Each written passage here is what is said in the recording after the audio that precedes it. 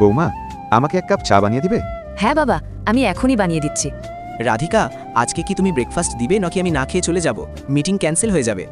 এই নাও তোমার ব্রেকফাস্ট। এটা কি ডাল ভাত? আমি কি বলেছি আমি ডাল ভাত খাবো? তুমি সারাদিন ঘরে কি করো? ভালো রান্না করতে পারো না? সকালে যদি সবজি রান্না করতে চাই তাহলে লেট হয়ে যাবে, রাতে অনেক খাবার বানিয়ে দিব। শোনো, আমার মা অসুস্থ, আমি সেখানে যাব। তোমার মাকে দেখার জন্য তোমার ভাই ওখানে রয়েছে, তোমার দরকার নেই। ভাইয়া তো অফিস চলে যাবে, আর বাসায় তো আমার কোনো ভাবিও নেই। আমি যা বলছি শোনো, যেতে হবে না। রাধিকা, পানি নিয়ে আসো।